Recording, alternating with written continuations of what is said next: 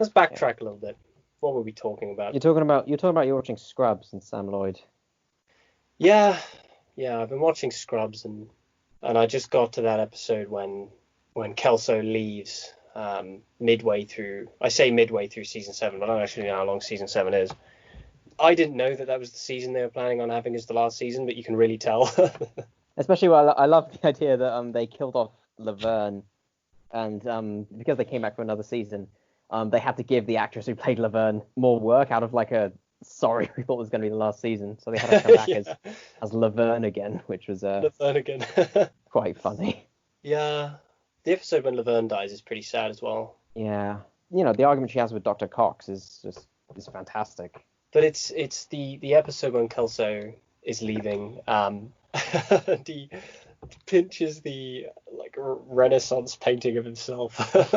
I mean, I would if you had an oil painting and you were kind of leaving with your head held high, you'd nick it. Yeah, You, even if it you, was a mark of just sheer narcissism. I mean, I don't even have a car, but I'd take that on the tube with me.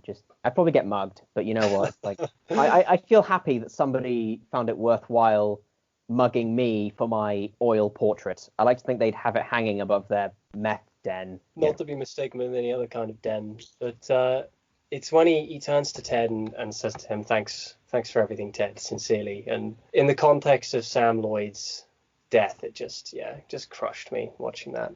Yeah, that was the moment that first came to mind after I heard that Sam Lloyd died. I just had to watch that as well as Sam Lloyd's best bits, which kind of got me watching bits of Scrubs in general. Yeah, I'm exactly the same. It's the whole reason I'm rewatching it, because you watch a certain number of clips and then eventually say, you know what, it's on all four. I'm just gonna watch it. Yeah. I don't know. Sam Lloyd is just super charming. Did you watch the like minute-long video he recorded from within the hospital bed before he died? Yes, I don't remember specifically what he said, but I remember it being just a good-natured message, really. Yeah, we need more people like Sam Lloyd. You mentioned to me about Robin Williams, just on the topic of celebrities who died, and it's like genuinely the world feels like it's worse off without them, and I see an awful lot of, I keep seeing these posts on Facebook. One that really bothered me was Adam Sandler. Like, can you believe that? Someone posted something saying, everyone was sad about Robin Williams, but I'm going to be the first, I'm saying it right now. I'm going to be the first one to say, it's going to be such a tragedy when Adam Sandler dies, and I'm not just going to pretend like it's a tragedy when he does die. It's like, really? For likes. And you just think, oh, come on now. I mean, he's made some decent movies, and he seems like a nice guy, but really? Like, don't disgrace the memory of Robin Williams that way. I never get the impression that Robin Williams sold out. I feel like every movie he did, for good or bad, for better or worse, he did it because he wanted to. Yeah, I mean, even with like Jack, he got to work with, the director of The Godfather, so there's probably some. Yeah. Oh, Francis. Do you remember when Francis Ford Coppola's name meant something? Me neither. Yeah, but Robin Williams, like, he had a legacy. Comparing that to people like Jim Carrey, I mean, Jim Carrey, I like Jim Carrey. I love The Truman Show. I just dropped a plectrum on the floor. I love The Truman Show. He's done a lot of great movies. He's obviously very talented, but he's a weirdo. Like, he's not in like a good way. If you see Jim and Andy, people really hated working with him on that. And people, I've heard other stories about people just not really enjoying kind of working with him. He has that kind of, not kind of quirky, like, oh, isn't that funny and charming and kind of cute. It's more the please stay away from my children kind of. Yeah. I mean, he's an anti-vaxxer as well, I think. So. Oh, God, I hope that's not true. I really hope that's not true. I'm pretty sure I read it on Wikipedia. So. Well, Wikipedia is the epitome of reputable sourcing. Yeah. I cite Wikipedia in all of my essays. Yeah. But like when you hear about, I think it was Pink, the singer. Yeah. She told a story. She told a story about. Oh my goodness, my memory's just died. This is what happens when I don't take my brain pills. She told a story about the Grammys. That's what it was. And she didn't win a Grammy. Like, she really, really, clearly she really wanted to, and she didn't win a Grammy, went to someone else. And she was talking about, I'm happy it went to that other person. I don't even remember who it was. But she was obviously very, like, bummed about it. Robin Williams was sat on the table, like, behind her or something. And the two of them having never talked before, even once, he started trying to cheer her up over the Oh, course of the rest of the show. oh. That's why people loved him. That's why he was a treasure. Maybe slightly off topic. With Schindler's List, I remember Spielberg saying that obviously directing a film like Schindler's List is so unbelievably, emotionally taxing. You know what I mean? Like directing a film like Schindler's List would just suck the life out of you. Yeah, So I we mean, actually especially, got. I mean, Spielberg is obviously of Jewish heritage as well, so Yeah. it's something So, that's really connected to him personally. and I think he actually. I don't know if he got Robin Williams or if Robin Williams came to him, but Robin Williams just told him some jokes to cheer him up, just to get him through it. I can imagine that. What a treasure. I was really sad when he died. The world just genuinely just doesn't feel right without him. Yeah. But yeah, I mean, who do you think, you talk about like Jim Carrey or Adam Sandler, who we don't think deserve that kind of Robin Williams level of influence. Who do you think would? Like, if, I don't know, Eddie Izzard? Ezzy? Oh no. I didn't take my brain pills. Eddie Izzard would be one, yeah. He's such a champion though, isn't he, Eddie Izzard? He does not care what anybody thinks about him. Yeah, he's just a good human being in general, not just because he's pretty funny, but, And you know what? He rocks those high heels. he does rock those heels. Rocks those high heels. I would be very. I mean, obviously everyone would be sad with Keanu, but I like to think Keanu's got a few years, to go. Yeah. Fortunately, you realise that he doesn't actually age because he's looked the same as he always has ever since he's been like 25. Unfortunately, that's not true. It's the beard. Yeah, have you seen the photos of him for the next the upcoming Bill and Ted movie that definitely shouldn't be being made? No, I haven't, and part of me doesn't want to. He doesn't have a beard, and wow, he his age is now showing. I'm sorry, I'm being blasphemous towards No, Keanu. I think he'd forgive you. He would. He'd probably buy me a motorcycle or something. I don't even know how to ride one, but I'll take it. I'd rather he just gave me the money. Yeah. Do you think if if we somehow make this go viral, he'll just send us a check in the mail? Please, Yeah. please, Keanu, pay off my student loans, please. Oh man, what about you? Do you have any celebrities that you genuinely be sad to see go? Oh God, I've been thinking. I'll admit that especially over the last few years or so, especially my view of things like Hollywood and Disney. I can't say there's anybody I hold particularly close to my heart that feel destroy me. Doesn't even need to be Hollywood. Yeah, but I mean, the point I'm making is that, celebrities dying is kind of like, oh, a person I never met who's probably not as nice as they are in real life.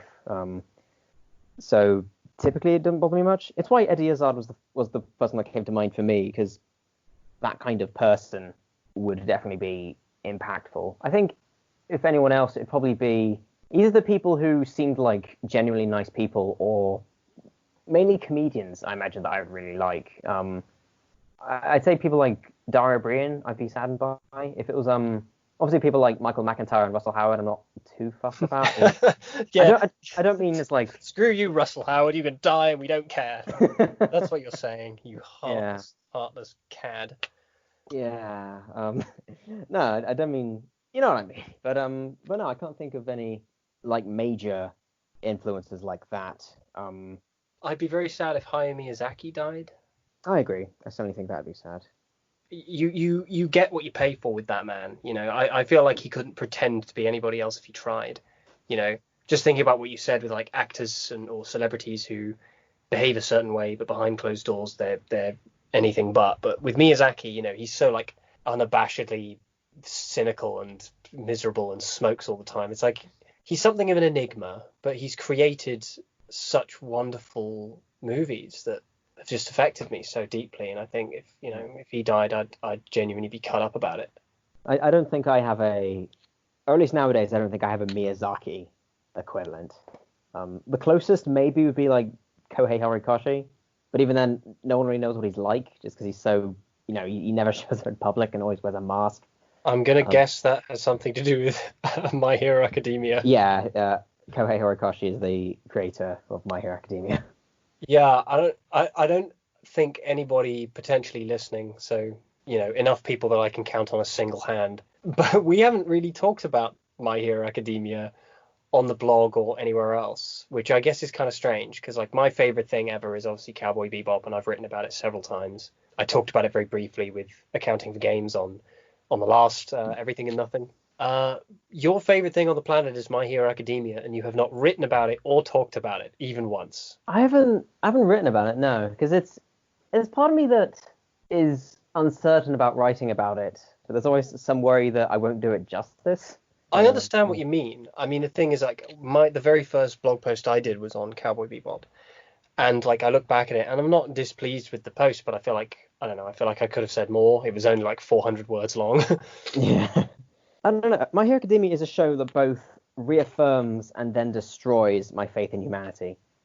It reaffirms it because of obviously the high levels of, I don't know if I can say positivity, but that kind of, despite the worst circumstances, you still have the strength to get up and push on. Well, it is which is positivity, isn't it? It's like unbridled optimism. Yeah, but it also makes me hate humanity more because of the fan base. What's wrong with the fan base? I don't know anything about the fan base. Well, first and foremost, out of all the characters in My Hero Academia, all the inspiring people who, are incredibly likable, make you want to be a better person, the most popular character consistently is Bakugo. I'm assuming anybody watching this, I guess I say watching this, but this is all audio. I presume anybody listening to this is at least like vaguely aware of My Hero Academia, but just in case, do you want to just like sort of summarize? Yeah, sure. My Hero Academia is an anime in a world where 80% of the world's population have superpowers. Some great, some not so great. So becoming a superhero is now a full-on profession that you have to get licensed, educated, trained for. You can have an agency.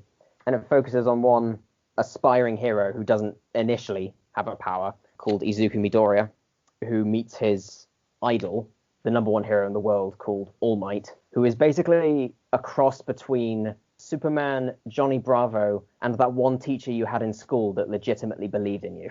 That is the Johnny Bravo thing I hadn't expected, but it makes perfect sense. Yeah.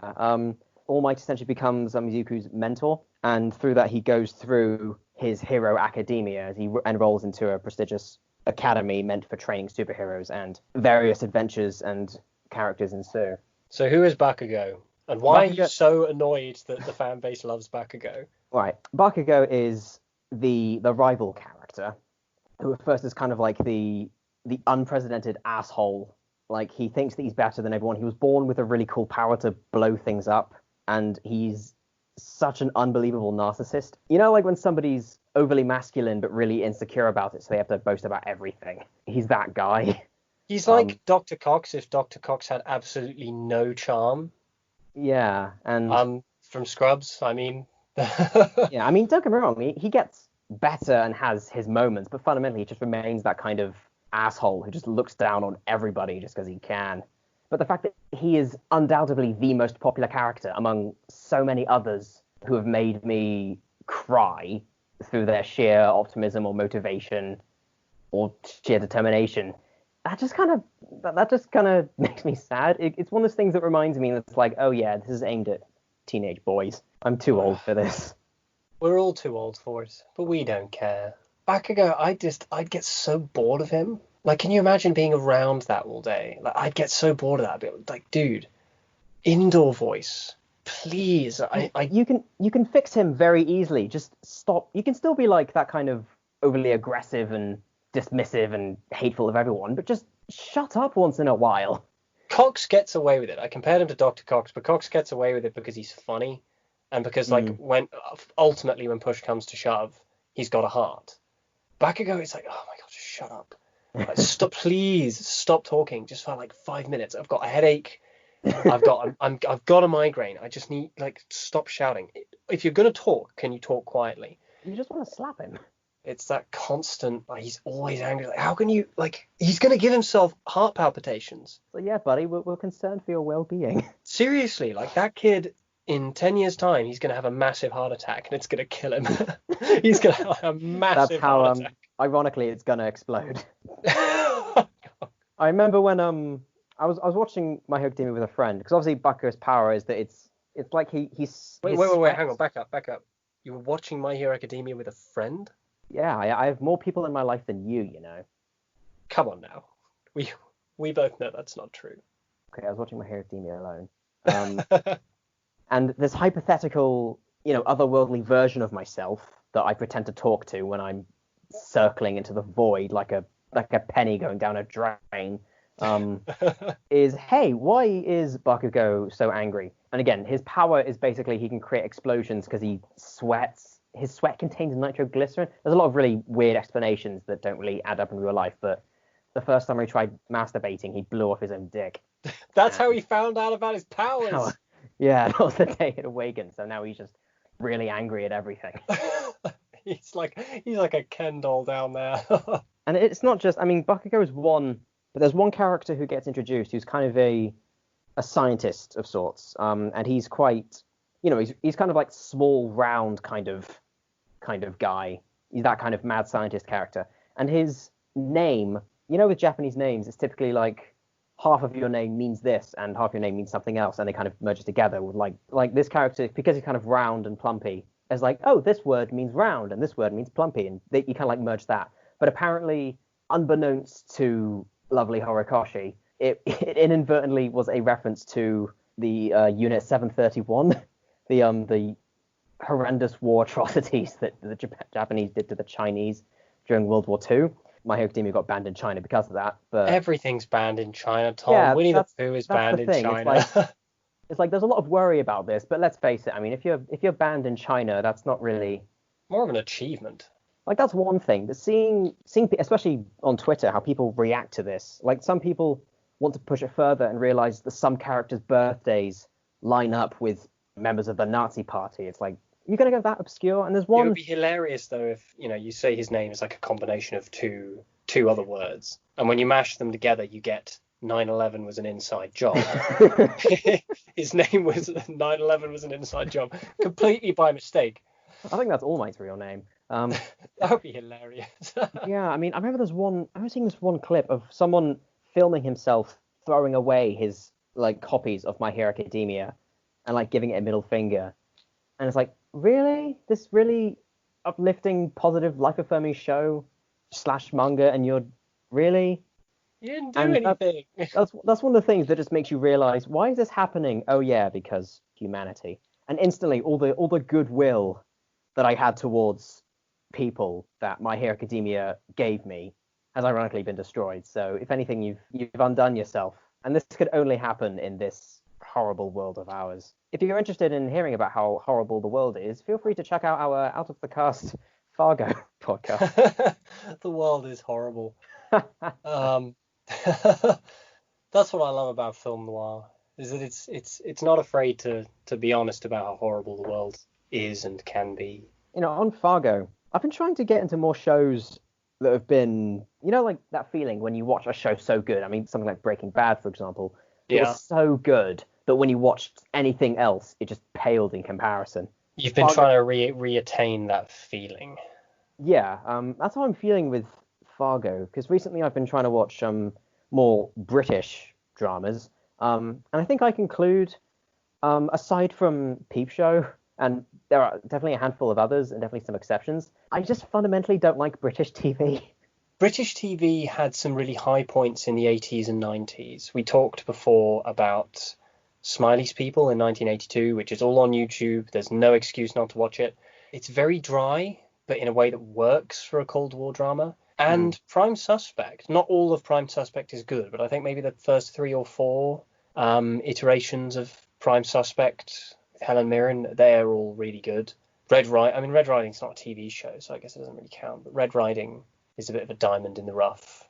But it's different because when you're watching it, it feels like a real movie, with real actors in it. You've got Paddy Considine and David Morrissey and...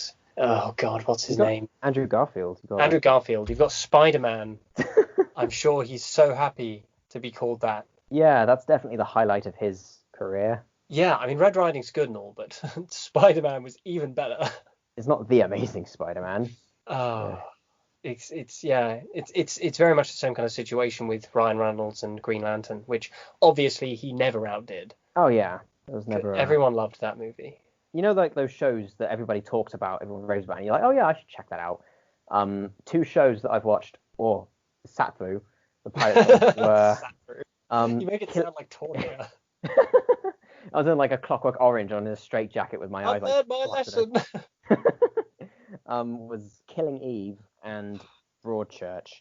Killing Eve, aside from one moment in the pilot near the end that was like, oh, this is something here, which is mainly just how something was shot, I'll admit. But the rest of it was just, I feel like if I watch it more, it'll get better, but I don't want to watch more of it. So you've kind of, and Yeah. it's kind of hard to describe. Like I was talking to someone earlier today about it. I said, I watched Killing Eve and I didn't think it was great, and their reaction was, well, I'm sure it appeals more to women than it does to men. And I just went, really? You want to? I don't You feel want to like go? that should matter though, should it? I mean, good You want to? writing is good writing. You want to go down that route? I mean, I yeah, watched Legally Blonde and I loved it. yeah, and especially things like Happy Valley, for example, is a really good. That's actually an example of a British drama done well that is female led, really well done. But Killing Yeah. Eve, it's that thing of I'm trying to uncover some of my gradual annoyances. I think one is the fact that they keep doing in order to like transition to a different place, they always have to do it with a song, like kind of a slightly jazzy-ish song in the background, and they do it like 5 times throughout the pilot, which is almost like really. It's like Suicide Squad levels of feels kind of lazy. It's like Breaking Bad mastered the art of the scene transition, though, didn't it? I think my favorite example of that in the entire show, and there are a lot of examples like this. Oh God, do I spoil Breaking Bad? I mean, Breaking Bad's been out forever. If you haven't seen Breaking Bad, then it's your fault. I'm yeah. going to give a mild spoiler warning. Yeah, Victor is killed by Gus Fring. So Walter White and Jesse and the rest of his meth crew, if you can call them that, it's 3 people. They're cleaning up the mess. They have to melt him in hydrofluoric acid. We've all been there, am I right? Yeah. And the shot of them like mopping up the blood and viscera then cuts to a shot, like a close-up shot of Walter White mopping up ketchup with a chip. Like that is a good cut because it's so grotesque. Like, comparing blood and viscera to ketchup and like just it also shows how just completely sociopathic Walter White is. Like how could he be eating after that? Yeah. Like the other 2, I don't think they're eating, it's just Walter. Like how unhinged would you have to be unfazed enough by melting a person that you can just go straight to a diner and chow down? When I messaged you saying like I don't think Killing Eve is that great, you said you couldn't get past the first 2 episodes, so you've actually got further than me. So Yeah, it's not for me. Normally I give something like a 5-episode kind of thing. I think if 5 episodes don't grab me, that 5-episode rule I invented because of Cowboy Bebop. If 5 episodes don't grab me, I'm out. But I think, sorry, I was just silent for a moment, just thinking, what was the 5th episode of Cowboy? Oh yeah, Ballad of Fallen Angels. which is maybe the greatest episode of anything ever made, ever in history. Again, don't at me, which you can't. Please don't at me either. If you disagree, we don't care. But like, I just, yeah, I don't know. It's not my thing. I'm not even really sure how to explain it, to be honest. I think There is a thing with British dramas, especially, again, I may be comparing it to Fargo, but with Fargo, there's almost get the sense where, because of I guess I can only say atmosphere and setting and essentially the details that areas, you almost forget that some of these people are actors. yeah. I mean, there are some cases when, maybe they're so high profile in the case of Ewan McGregor, for example, that you keep seeing Ewan McGregor, but most of the cases it's like, you almost forget that these are actors or that these were written.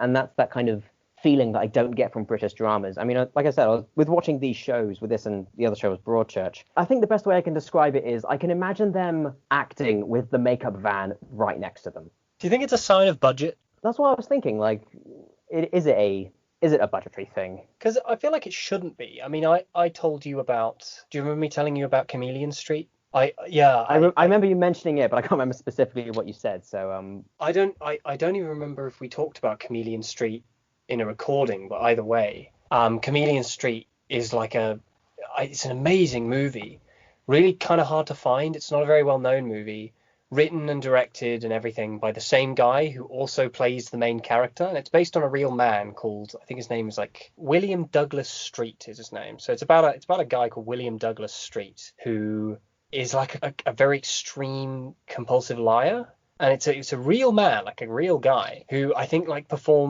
he blagged an open heart surgery or something with no experience and somehow did it. Like that's he compulsively, he just drifts from one fraudulent one fraudulent identity to the next, as he assumes these different roles that he literally just makes up, and it's purely compulsive.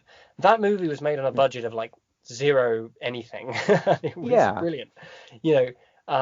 It's not impossible to make something very, very good on a low budget. I mean, I think with shows like this, like when I say that the makeup van is right next to them, I guess what I mean is that I feel like glossy is the word, which for something like Killing Eve, I understand that it's trying to be that kind of sexy spy thriller, so I guess that kind of makes sense. But something like Broadchurch still feels that way.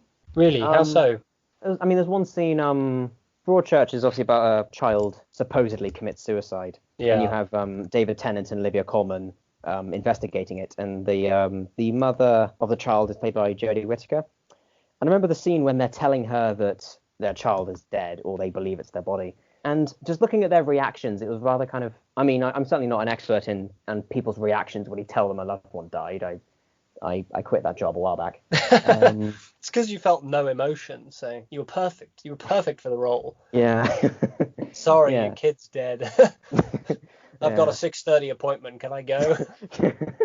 Sign here, please. But I don't know. Just the way they react felt like TV acting in that sense, where it's like your son is dead, and then everybody starts breaking down crying, and you have Jodie Whittaker doing this thing where she has her hand on the little bridge between your mouth and your nose, which always strikes me as something that's like you're trying to cry, but you may not be doing as well. You know, a bit in Star Wars Episode 3 when Ewan McGregor goes, "I saw them killing younglings." His mouth over his nose. It's that kind of thing. Like, and I think this is a golden rule, which I think you taught me, is that if you're watching something and it reminds you of something better, and it makes you want to watch that better thing, that's probably a sign that something's wrong. Yeah. It reminded me of Prisoners. Oh yeah. Denis Villeneuve? Prisoners, yes. It reminds me of that scene with Hugh Jackman as he's talking with Jake Gyllenhaal, and he's going through they're trying to identify clothes. Yeah, it's a bit where he's I think it's the first time they've met, and as a father, he's just looking at him and sort of like, okay, look, are you sure that you're doing everything? Like, you're talking about a different scene. Sorry, I'm getting confused. Yeah, I'm thinking of the one where they first meet, and you can see that he's kind of aggressive, but he's also like red-eyed and teared up. But it's hard to describe. I'd recommend it's way more. It's much more nuanced. Is the thing. You get the impression that the Jodie Whittaker kind of. I like Jodie Whittaker. Just throwing that out there. I like her. I've nothing against her. It's not. I don't think she's like an amazing actor. She's no Olivia Colman. I think honestly the reason I carried on with Broadchurch is because Olivia Colman and David Tennant are both very good, and their relationship is very interesting. Yeah, they are definitely they're the standout. For sure. Everyone else is basically not that interesting, but like the Jodie Whittaker performance, it's a very kind of generic cookie cutter. Like this is how people react, isn't it? And it doesn't really tell you a huge amount about her character. And when you've got what's his name, Keller Dover, I think his name is in Prisoners, the Hugh Jackman character, his reaction is so in keeping with everything we know. Or not even in keeping with, but is a fantastic introduction to everything that we will come to know about Keller Dover. It's like a mixture of anger and fear and disbelief as well. It's like he's a pragmatist, but he's also kind of ruthless and angry, and you get the impression that his anger comes from a place of the fact that he has too much machismo to express himself properly in a healthy way.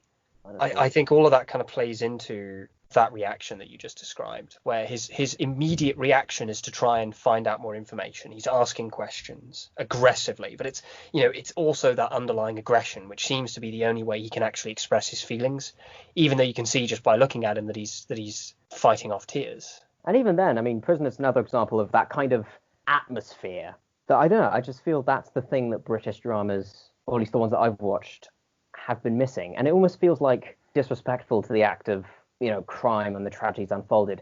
But it feels like with a lot of British dramas, having that kind of severe case, like your son committed suicide, that may or may not have been foul play.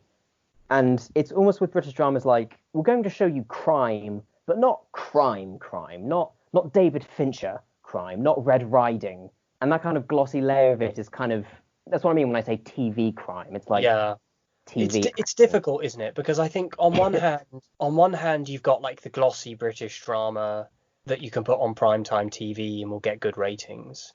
And then on the other hand, I know you gave up on The Bodyguard, but I would put The Bodyguard in this bracket. You've got the genuinely theatrical, genuinely well made kind of crime drama.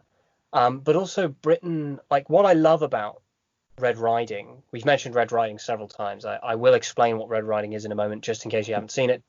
Um, the thing about Red Riding is that it seems to tie into those British social realist roots, that movement in like the 60s and 70s, where there was an attempt by filmmakers to try and actually present the kind of gritty reality of the gritty everyday reality of the lower class British citizen, stylistically. And you really get that feeling in Red Riding, where it's set in the north, and it's so grim to look at. Like the countryside is not appealing. The disgusting smokestacks, and like it's so grim. And just to kind of summarize, Red Riding is a trilogy of movies based on a quadrilogy quartet, quote unquote, of books. It covers a pretty engrossing crime story taking place between 1974 to 1983. So the first movie is 1974, the second is 1980, and the third is 1983. And it's all to do with like police corruption, primarily revolving around the murders and disappearances of several children. And it's sort of interwoven with sort of real life contemporaneous kind of issues at the time, predominantly the presence of Peter Sutcliffe, the Yorkshire Ripper. And the story itself is so grim as well. Like it is that David Fincher kind of crime. It's that, it's so blunt, I guess is the word I'd use to describe it. And yeah, a little girl is murdered, and they find her in a ditch in a construction site. And when when Spider-Man is reading the autopsy report, and you hear things about like just the grotesque things that they did to this girl, and it hurts to listen to. Like it feels so raw. And it's, again, the presentation of Red Riding is so crisp and expertly done. The social realist aesthetic really suits it. It's got an exceptional cast of actors. But then I don't know, I liked Broadchurch, but I do get what you mean. Like looking back at it, I could say it felt staged to me. Yeah, I mean, something I was thinking of, they do a big thing at the beginning where they're introducing the father of the kid who killed himself. And they do this whole intro, which I understand, like, establishes that it's a small knit town, everyone knows each other. But it's that kind of, I was looking at this as he's just walking through and people are talking to him for 5 seconds and then go away. And I'm thinking, this is Aaron Sorkin. This is the walk and talk. Why is a British drama set in Dorset doing the Aaron Sorkin? And there's even a scene when they introduced David Tennant, and for the record, I love David Tennant. That is a guy who I'd feel sad for if he died. I remember you told me in particular that I have a David Tennant quality, which is You do. I have that. I want that on my tombstone. Like, You reminded me of David Tennant. And there's one scene. Obviously, he's more experienced, more serious, but obviously has some jaded history. And there's one scene where he's talking to the chief, and it just went from an office. It's just cutting to them on just walking along the harbour with an ice cream, talking about, oh, you wanted to get away from all this because you're a renegade, but you get results. That kind of but it's that kind of conversation where like cop who's too good for this job or wants to convince people that he's the best person for this job while talking to the chief. And he walks off dramatically. That lasted like 30 seconds. So did they get the entire crew to come all the way down to the harbour to film for like 20 seconds and then go back? Why was that even there? And they do a lot of that kind of scene transitioning to these areas further away that seems very like quick. We've got to get there now. Whereas you take something like Fargo or Red Riding, which is unafraid to take its time. I mean, Red Riding, I wrote a whole thing about it and how it sort of upholds a sense of realism. But honestly, I don't even know if I could actually go into that much detail as to how I think it does. I think Red Riding is just working with a very good script. I think something about the way the dialogue is written feels very authentic to me, to the degree that even some of the more outlandish lines, like, this here is the North, where we do what we want. Like, you get to a stage where the characters are so expertly written that a line like that doesn't come across as outlandish, where it might in the hands of a less talented writer. But something about the way the dialogue is written, and something about the character as well. Like Eddie Dunford is not a super cop. He's not David Tennant. His character is very generic in terms of like, yeah, he's jaded and unemotional from all the years of police work. He's a jaded super cop. It's kind of Filbert from BoJack Horseman sort of thing. Yeah, it's Filbert from BoJack Horseman. I honestly, I think that's the worst way to write a detective. Like, if you're writing a detective that way in the 1950s, that's fine because it suits the aesthetic. It suits that kind of movie. Humphrey Bogart knew how to do that very, very well. Yeah. But if you look at, the 70s neo-noir, like, they took that kind of character in a new direction where it was more psychological and it was more interesting. Like, Serpico starts off the movie as like this optimistic young buck, and then by the end of the movie, he's got a hole in his face, can't hear through one of his ears. He's going to be walking with a walking stick for the rest of his life. Like, over the course of the movie, he has deteriorated to a puddle of mess. He doesn't start the movie as jaded super cop. Same with Rustin Cole in True Detective, which I just hated. I know it's not a popular opinion. Don't at me again. Please say don't at us, because otherwise they're going to run it. I did not like it at all because to me it felt very reminiscent of Red Riding, but it did everything wrong that Red Riding did right.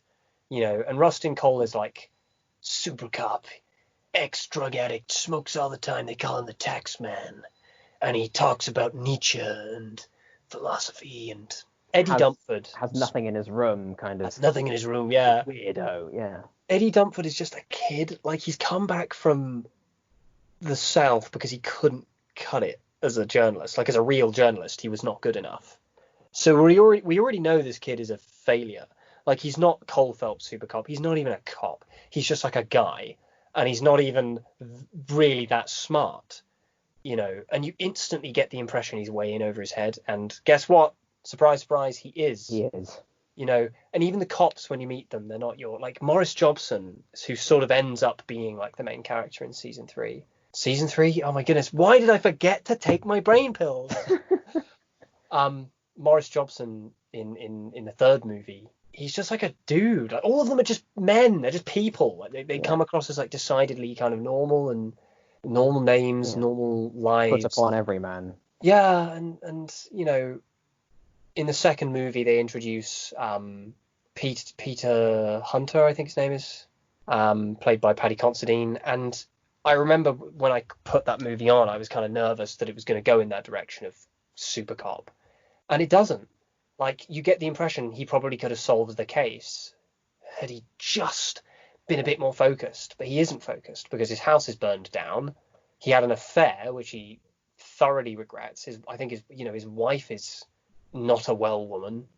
He's got all these problems at home. He's just a guy, and he comes across as just a guy, and the way it handles police work is so unromantic and blunt, but it all feels so authentic. Like, something about the way the dialogue is written really carries it for me. Same with Fargo. Like, when Molly Solverson's introduced in Fargo, they make jokes. There's something so familial about it. Cold enough for you, Chief? Yeah, and I mean, Molly Solveson is a great example of that kind of because obviously there is always that worry, especially with Killing Eve, that is a primarily female-led show. There is that kind of, or at least that's the common, it's the common defense that people will say if I'm critical of this. They'll say, well, it's female-led in this area. So, well, Fargo is. Would you say it's female-led or rather? Oh, absolutely. Fargo is definitely, it's definitely gendered. There's a very, thematic relevance to the placement of gender. I mean, we talked about it. Link in the description. We talked about it. I get what you mean, though. Like, you have that fear of, like, are people going to think I don't like it for that reason when that's just not the case? Yeah. But again, I mean, it is an example. I don't even know the actress's name. I keep forgetting it. But even as Molly Solverson, I see Molly Solverson as Alison Tolman. As a character. I forget that this person is. Yeah, and that's important. This is an actress. But yeah, so to conclude my rant on these two shows, I don't even know what to say for my conclusion for these two shows. There's nothing really to say. I think the thing that really bothered me personally about Killing Eve is that I just don't buy Jodie Comer as like the ultimate assassin. Like, that really bothered me when I saw that piece of promotional material that was like, we've bred her to be the perfect assassin, the ultimate killer. I don't buy her as that for a second. Like, yeah, I mean, I do get the sense it's trying to go for that kind of James Bondish. I I don't don't say even know. campiness for it, but I mean, Maybe, but I guess like for me, when you look at someone like Scarlett Johansson Black Widow. as Black Widow, she's built like a brick wall. I could completely believe that she could kill me in 100 different ways. And I think Heidi Moneymaker, I think is the name of the stunt woman for Black Widow. Heidi Moneymaker is like a crazy acrobat. I completely believe she could kill me. Yeah. When you look at Jodie Comer, it's like her knife form is terrible. I don't buy for a second. Like she looks like a twig. Like when you see like those MMA fighters and stuff, like even then, like I don't, that stuff doesn't really bother me because you don't need to be physically strong to be a good hitman. I mean, just look at Lorne Malvo. Like they never give you that spiel of Lorne Malvo is the ultimate hitman. We bred him to be the ultimate killer or something like that. It's not like that at all. They keep his backstory completely enigmatic, and you don't even get the impression like he's that strong. Like you can imagine if he went square with someone like Mr. Wrench, he'd die if it was down to physical strength. But it's not about that. It's about the fact he has a personality that makes him suitable for that role. And I guess they kind of do that to a degree with Jodie Comer's character, with Villanelle, which is a stupid name. I think that's her. I actually thought that, and then I think that's her code name or nickname. So it's like, oh, thank God, that's not. Yeah, a no, I real know that, name. but it's a stupid nickname. I don't like it. I feel bad for anybody who likes the show and we're just like shitting all over it. But Yeah, and also yeah. I'll admit that also her Russian accent is not. I understand that with her character, it's meant to be, she can go from French to Italian to English to Russian, but her natural Russian is like if I tried to put on a Russian accent. Your Like, Russian accent is beautiful. thank you, comrade. Is it racist? I'm trying to think of a Russian sentence to say. Yes, yes, it is. We going to steel workers to make turnips and vodka. Please cut this out. I will not cut it out at all. But yeah, I understand what you mean. So it's a show that, again, like if you like it, you like it. If it's more, it may be more to do with British dramas in general. Yeah. But yeah, Killing Eve has not. I'm trying to come up with a pun. Like Killing Eve has killed my reasons to watch it, or something That clever was like just that. dreadful. Wow. I'll That come up must be with really something. embarrassing for you. No, Tom, I feel no shame. You know that. Oh yeah.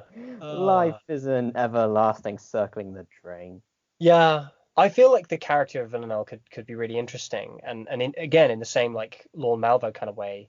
You don't need to be physically strong, or it's just the fact that they choose to go in the direction of she was born and raised to be a killer, and I just feel like she doesn't look or behave that way, at all, in my opinion. That's Yeah. just my The show also doesn't give me the greatest faith in our country's MI6. I understand there's Sandra Oh, she is a very good actress, to be fair. With her coming in late and chatting with a friend about a croissant, it's like, is this how people in MI6 talk? I envisioned a bit more professionalism in this environment, but I guess not. I mean, I haven't been in MI6 ever since the incident, so I'm slightly out of Tom, we're touch, not allowed to talk about the incident. among many other things. But yeah, it is basically, I think, similar to Villanelle and Jodie Comer as this killer. I think the ultimate quote that's hopping around Killing Eve for both of us is, "I don't buy it." Yeah, it's not, it didn't grab me. Maybe I will revisit it at another date and it will kind of transform for me. But for now, no, thank you. Yeah, now we're just watching Porn. life. Yeah, just porn. I was going to say something existential, and you just said porn. It's like, well, which one is more miserable? And I thought porn is more miserable. So to go with that. We're so lonely. Yeah. So you've been playing Horizon Zero Dawn. Yeah. Sell it to me. Okay, so. No. I mean, sell it to me. I've got £15. Can you get it in the mail? I mean, it's not really my copy. I bought it from a friend, but you can sell it. You could stall. You could tell him you're still playing it. He can sell it to you, maybe, and. You know that's not how we do things. You don't even know how we do things. It's true. No one knows how we do things. Anyway, you just sell it to me. Talk to me about Horizon Zero Dawn. I know nothing about it. Horizon Zero Dawn is Native American style bow and arrow combat. fighting robot dinosaurs. It's one of those things that could only exist in a video game, and that's kind of why I love it.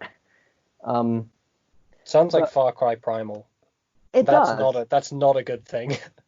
Yeah, well, it sounds in that kind of. It reminded me a lot of Far Cry 3 in that kind of guerrilla style, sneaking around and killing things. Obviously, you play as Aloy, who many people have said looks like the protagonist of that Disney movie Brave. Oh, it's my boo! No takers. What? Have you know? I showed you that, didn't I? But Mom, it's my boo! No. Oh, it's the best thing. I liked Brave, but that's because, when did Brave come out? 2012. Little teenage me thought Merida was adorable. But obviously, she's an outcast from these tribes due to reasons. It's not just because she's a ginger. There are actually legitimate reasons. A lot of people seem to worship machines as gods without realizing they're actual machines. But of course, Aloy is the one to go, hang on a minute. These things are just machines. And there's some shit going down that I need to venture out into the wilderness and figure out. And so begins a tale of lots of kitties, stealthing around in bushes, arrowing people from a distance, trying to figure out what the hell each robot animal's weaknesses are, which you will not figure out and just result to firing bows and arrows. Well, firing arrows, you don't fire the bows at them. I mean, you could fire the bow at them if you wanted. You can. That could be like the last resort, but I imagine it's very similar to something like Breath of the Wild in terms of. I was literally just about to say I'm getting Breath of the Wild flashbacks. Yeah, it's essentially Breath of the Wild, but all the enemies are robot dinosaurs, and there's an actual plot. I like Breath of the Wild. I think it has. No, I mean it is a. I mean in the sense that it's, it has like Horizon Zero Dawn has lots of cutscenes and characters. Oh, I see. Which you couldn't really say the same about Zelda. I think Breath of the Wild does have a story. It has a kind of a sense of like resolute tragedy to it because you grow to kind of know these characters by reconstructing your memories, only to then be hoisted back into the present and remember that they're dead and they've been dead for a very long time. And it gives you this overwhelming feeling of loneliness. Considering Link is a nothing character with no attributes at all, I think this is the most I felt kind of sorry for him, I think. Although I guess actually Link in Wind Waker has a character. I enjoyed Skyward Sword. I feel like I'm going to get killed for that, but... I enjoyed Skyward Sword. One day I will finish it. But yeah, I mean, the fact that it has much more cutscenes, and there's clearly a lot of, detail gone into the story, which is nice, but the fact that it opens with like 10 minutes worth of cutscenes before the actual game starts was instantly a bit of a turn-off. But once you actually get into the gameplay, and again, it is that Far Cry thing of, there are some bandit camps that you have to stealth by. There is a thing where, like, the only bushes that you can hide in where you're invisible in all have like a red tint at the top of them. I don't know, it's weird that you can only hide in these, but if you're in any other form of bush that seems to hide you, you're somehow visible. But yeah, it does do a lot of it tells you a lot, I suppose. And the title Zero Dawn does officially make sense by the end of it, but I don't understand why Horizon is there. I think it's to give a sense of a franchise that, like Horizon 2, Zeroest Dawnia. Whereas I feel like just Zero Dawn would have been a cool like headline for the franchise. Like Zero Dawn 2, Electric Dinosaur Lou. You try.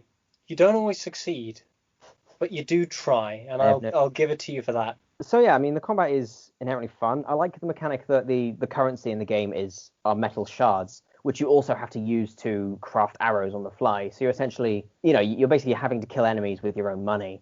So I quite like. They'd be like beating someone to death with a massive money bag. It's like a Batman, basically. Wait, he does that in Breaking Bad. Oh yeah. But yeah, I do like that mechanic because it makes you be a bit more, it makes you want to be more tactical and not want to just fling the extra expensive but really powerful arrows at everyone. It does commit an annoying, like this is one of the most egregious sins that you can still get hurt even when you're performing a takedown animation.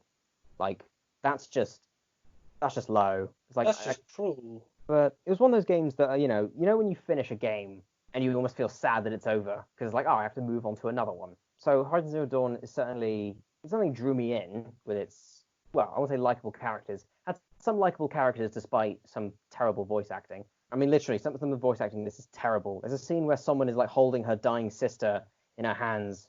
I was about to say it sounds like an anime dub, but that's an insult to anime dubs because Cowboy Bebop and My Hero Academia, like a bad anime dub.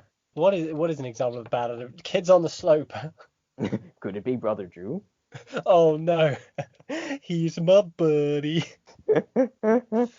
Oh, they can't all be winners. But yeah, I'm trying to think at the moment what my next game is going to be. I've recently bugged a relative of mine to lend me their PS4 details so I can download some of their games, which involve Shadow of the Colossus and Persona 5. So I'll certainly be having a lot of fun with that while you'll be Writing a dissertation. You're still in education. Oh my goodness, the tears. They're so salty. There are no tears left. It's just literal salt that just appears from your eye. Yeah, I'm severely dehydrated. I haven't had anything to drink in 7 days. Except your own tears, ironically. No, because I'm in like a chicken and the egg situation where it's like, how can I drink my own tears if I can't produce tears because I'm dehydrated? Trying to think of a comeback or a pun, but I'm sorry to say that nothing is coming. That's what she said. Oh my goodness, I just reached a new low. I made it, that's what she said joke. You know, you were already at rock bottom. You know, you built a house on rock bottom. You know, you posted it on social media of how you were at rock bottom. And you seemed to be coping well at rock bottom.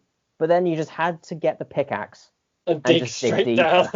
And now it's all ruined. Are we making Minecraft jokes? Well, you are. But you brought up the pickaxe. I just said a pickaxe in general because that's a thing you use for mining. For Yeah, going downwards. You were thinking about Minecraft. Don't lie to me. No, I wasn't. Yes, you were. No, I wasn't. So what have you been up to? Let's focus on.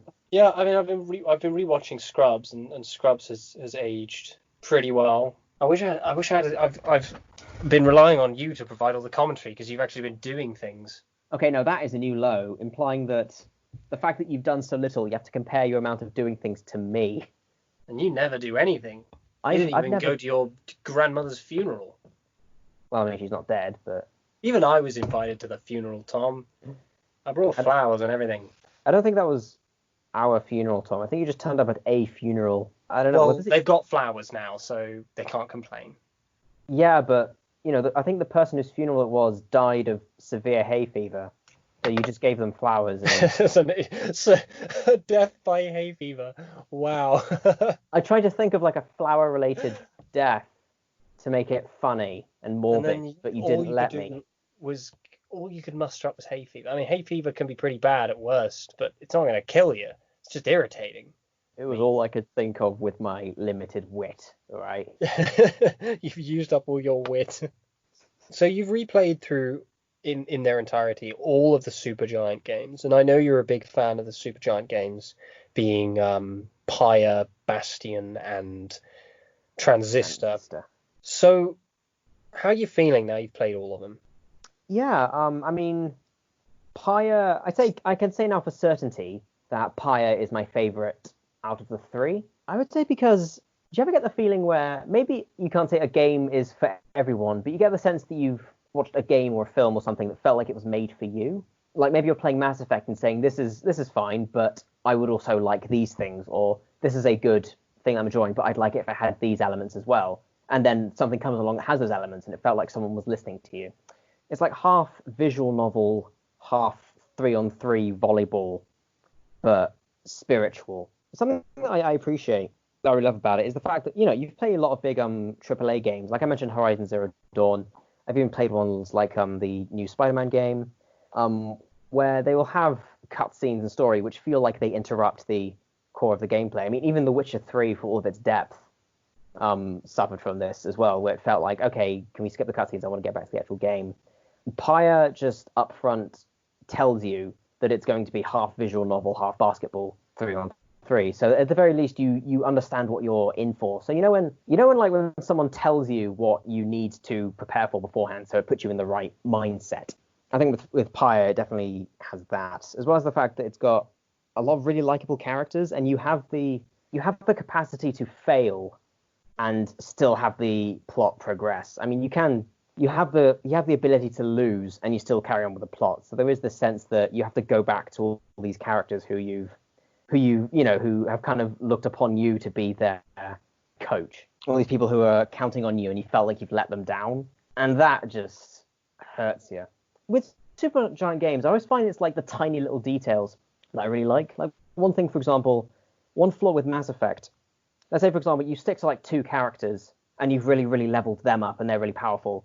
But if you ever switch to any other certain characters, they're going to be much lower level. So you're pretty much encouraged to stick to 2 or just pick a handful that you like. Yeah. One thing that Pyre does that I love is that if you don't use a character in a match, they will still get some form of, it's not exactly experience, but it's almost like a second bar, which it's almost like, I think it's like encouragement or something. So the next time they're put in a match, they will gain more XP, so they have more of a capacity of catching up. So it balances out. Yeah, like you'll get characters like 2/3 into the game who you've never used, but will have like their experience bar filled with this bar of encouragement. So they're very easy to, just a few matches to get them into the fray, and then they're... Yeah, especially since a large part of the game involves like basically cycling through various characters, some of whom you might not actually have used before at all. It seems like a really good way to balance it out. Yeah, and like I said, recently I replayed Bastion, which I remember loving the first time I played it, and I still have a lot of love for it.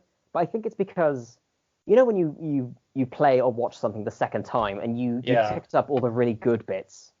So, and now those are just kind of ignored to you now because you know them or you're so inherent to you. Yeah. So now it's perhaps you notice the niggles a bit more. One thing I picked up on the second time around with Bastion is that the voice quality changes a bit, or at least you get the sense that it was recorded in a different studio. In the bits between the actual narration and, let's say, item descriptions, when you present an item to a character and they narrate and someone gives a narration about what it is, it just sounds different.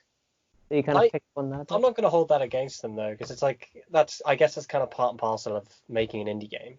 Oh yeah, I mean that's what I was thinking as well. Is that it's still a very small game. What's weird is that I was because I'm realizing my PS4 has currently a lot of games on it, so I checked the memory of it just to see if I could fit on Shadow of the Colossus and Persona 5, like I mentioned.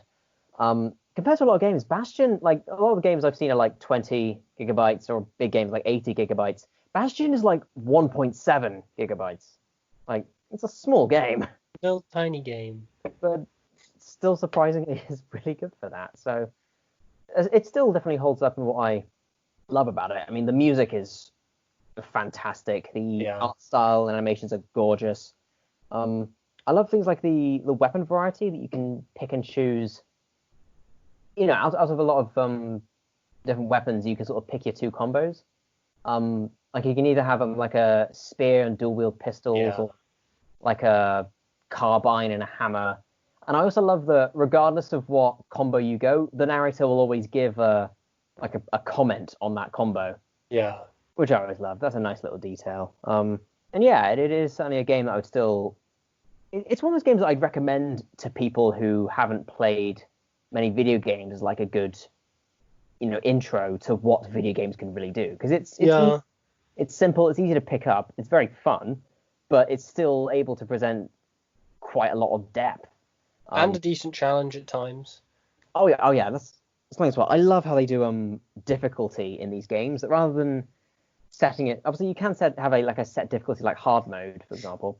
But one thing they do, I'm using Bastion as an example, but they use this method throughout the rest of their games.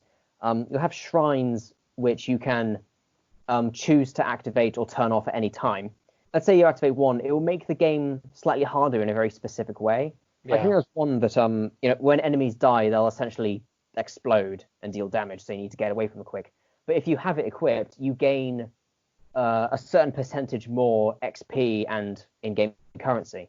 So it's almost like difficulty, but very, very specific. Like enemies will recover quicker. Enemies will be... Oh, yeah, I remember that. Damage. I remember equipping like 25 of those stupid things and it absolutely ruining my life.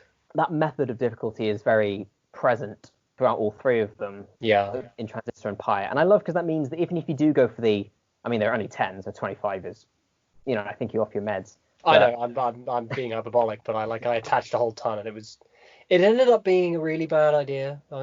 Yeah. But the point is, I died quite a lot. The point is, you can say quickly, it's like, okay, that's a bad idea, and then turn this off, and then get on with the game. So, which I really like. I'm curious to know what their next adventure will be, Supergiant Games, because they have like a running theme of dystopia of some kind. In Bastion, it is literally the end of the world. The end of the world has happened, and you are one of an extremely select handful of people who survived. In Pyre, you're in some kind of limbo, which itself is like this vast, oppressive desert. And then in Transistor, it's like straight out of Blade Runner. It's very alienating kind of dystopian. Yeah, very much like technology going too far and essentially causing something straight out of a William Gibson novel. Yeah, I think I was about to just move on to Transistor, really. Do it. Tell me about Transistor, you pathetic piece of human garbage. Yeah. Transistor, as opposed to Bastion, which I remember describing once in my games of the 2010s. It's basically like its aesthetic is like, imagine Legend of Zelda: The Wind Waker set in the Wild West. Transistor goes very much for a like I said, Blade Runner idea, where it's much more cyberpunk, almost like a Neo Tokyo. I feel bad comparing it to Blade Runner and Akira, since Blade Runner and Akira are both way more interesting than Transistor. Yeah, unfortunately, Transistor is the weakest of the three, but it does have some really good, well, like all the games, they have really good ideas in them, which I really like. One in particular, but let's say you have like a fire attack, a lightning attack, a water attack, and an ice attack. You can either have those 4 attacks as straight up attacks, or you can have them as passive buffs for others. So, for example, maybe you want the fire attack, but you can equip it with a passive lightning attack, which will do extra lightning damage or something to that effect, which I always really liked because that allowed for a lot more experimentation with it. And there's also a mechanic where you essentially freeze time for a moment and you can pull off a combo and then it resets. I thought you were going to say you can freeze time for a moment and pull yourself off. I do like that mechanic, but unfortunately the thing about it is that it's trying to balance... Are you tapping something? No, I was just taking a swig of water and then putting it down on the desk. Oh, I see. Is that it tries to balance Bastion's sort of isometric platformer with that kind of tactical, freeze time to tactically attack enemies. And putting both of them together feel very awkward. I mean, it also doesn't help by the fact that if you use the freeze time power, firstly, you're never not encouraged to use the freeze time power. Like, regular attacking is for losers. Just keep using the freeze time power, and then you have to recharge it. So it's basically freeze time, run away, freeze time, run away, freeze time, run away, rinse and repeat that. It also doesn't help that it's, with Bastion, for example, you could dodge roll, which in typical Zelda fashion, you can use to kind of get around quicker than normal running. Transistor doesn't have that, and it's very aware that you are... Well, the actual Transistor is this giant sort of slab. It's shaped like a blade of some sort that also serves as the only voice in the game that talks to you. But it's like a claymore. The way that your character moves around legitimately feels like somebody is lugging around a giant, overly heavy claymore, which is not a good thing. I feel like, can you not go a bit faster? Honestly, where Transistor lost me, because I didn't continue with Transistor. I played Pyre twice. I played Bastion 1.5 times. And I probably would have played the second time fully if it hadn't been for the fact that I had to move. I had to move house. Transistor lost me. I didn't even make it through a full playthrough. And honestly, it really comes down to story. Because you're playing Supergiant Games for story. That's what they're good at. They have found really, really good ways to tell stories in ways that I think are unique to the video game medium. This is the thing that games like the From Software games, the Souls-like games, do really well. Yeah, they tell the story through the environment, and it's integrated into the actual game, and as you explore the game, you uncover the story. Yeah, my point is that they tell story without interfering with the gameplay. Whereas with Bastion, they do that. They don't interrupt gameplay through the use of a narrator. In Transistor, they do that through the use of kind of again that sort of telling through the environment, Dark Souls style. Whereas in Yeah. Pyre, there's almost like and again, this is why I prefer like straight up. This is half visual novel. This is half gameplay. So it Yeah. doesn't try to hide it. It doesn't try to like weave in. Or I say weave in. Like it doesn't try to force in a cutscene almost apologetically, like I find most AAA games do. It's like, I'm sorry we have to interrupt you for this from the great gameplay. Can you watch a cutscene? With Pyre, it's like, Yeah. yeah, it's like clean cut. This is what you're gonna do. So I think if you are that kind of story based game, you need to do that. You need to be bold with it, really. But I So just like Transistor just lost me. It lost me. It's very, very reserved with how the story is and what it's doing with the story. And I can understand that. Like I don't mind the storytellers kind of holding their cards close to their chest. Bloodborne does that very, very well. I'm assuming the Souls games do, but I have never played them except for two, which I gave up on. I'm gonna make you play them, and I'm just gonna watch you scream. I won't scream. I feel like I'm too apathetic to scream. You will be internally, promise. I don't feel anything, Tom. Not anymore. Not since the event. Anyway, yeah, Transistor. It just like the main character is very disinteresting, and frankly, her boyfriend who's dead and stuck in a sword is very, very disinteresting as well. Like I just didn't care about either of them. Neither of them had like a feeling of character.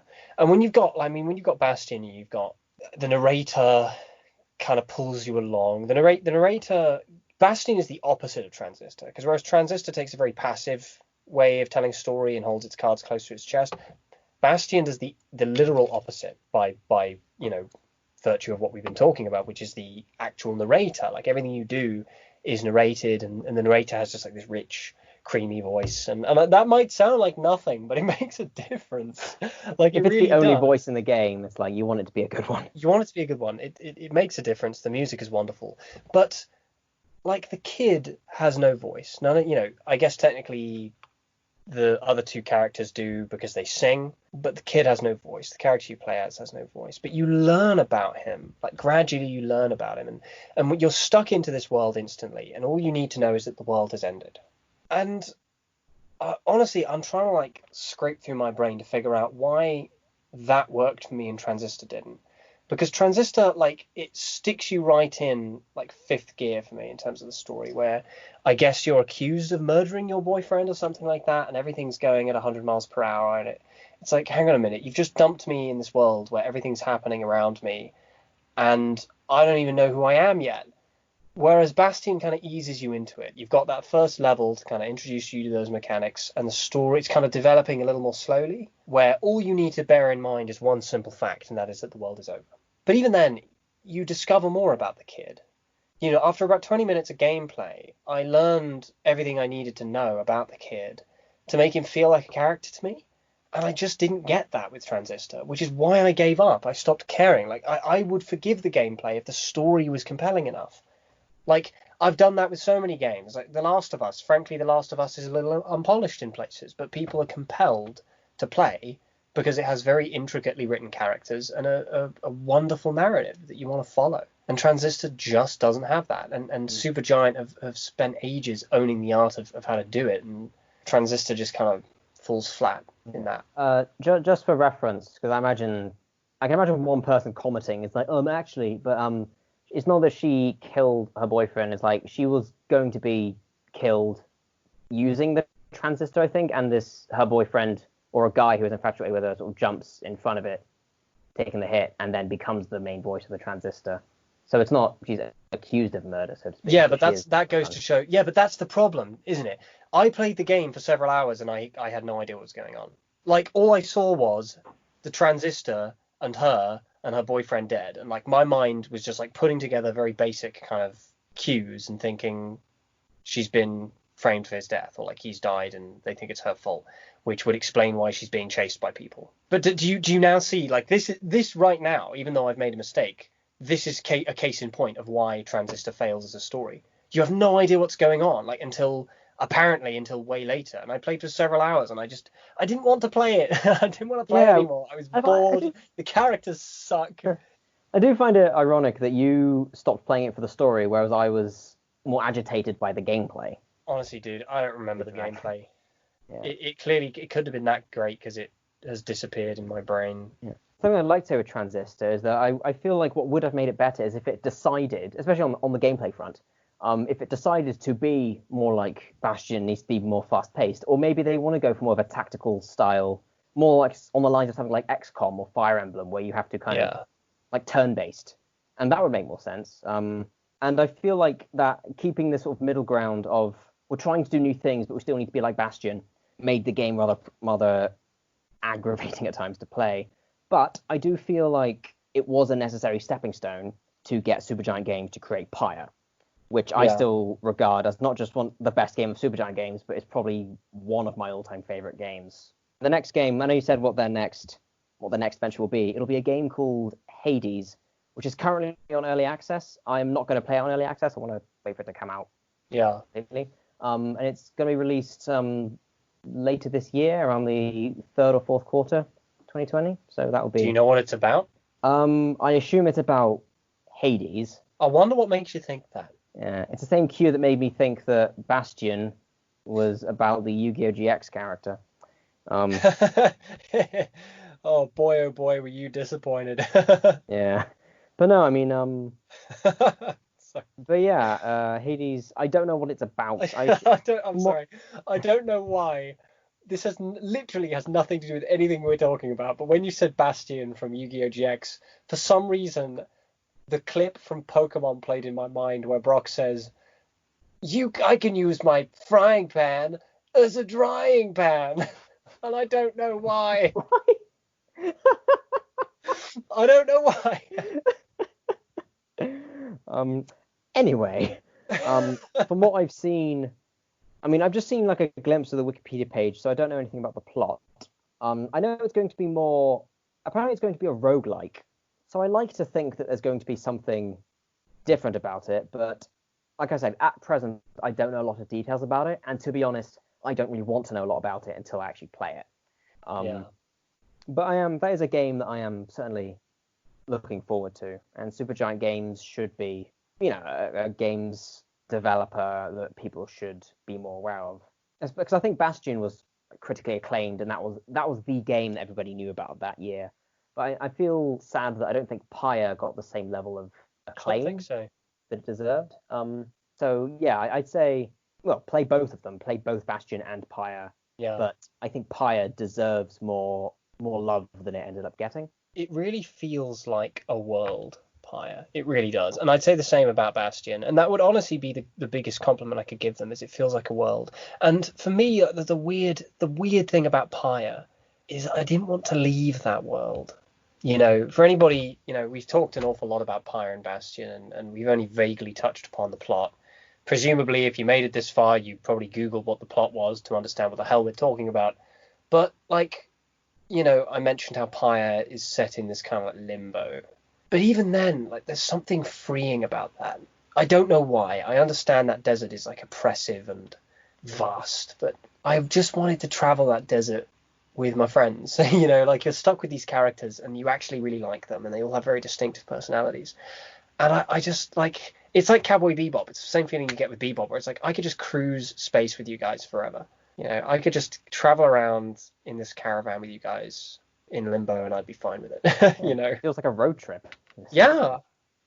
I didn't want to leave, and it made me sad to put it down. Yeah, so that is Supergiant Games. Like I said, I'm currently working on a piece at the moment. I kind of worry that maybe in this we've talked about some of the things that I'm going to write. I Oh, will it press doesn't. on. It doesn't matter. It I doesn't will matter. press on When you actually regardless. when you actually write it, it will be kind of more structured and stuff. Coherent, yeah. But yeah, point being, check out Supergiant Games, support their stuff, listen to their music. I think Darren Korb and I keep forgetting her name. Was it Ashley Barrett? Neil Diamond. Yeah, it is. Yeah, it is Ashley Barrett. Their music in all three of the games, even Transistor, the music is fantastic. I honestly don't remember any of the music from Transistor. I know you don't. That's because you're off your meds. Was I ever on my meds?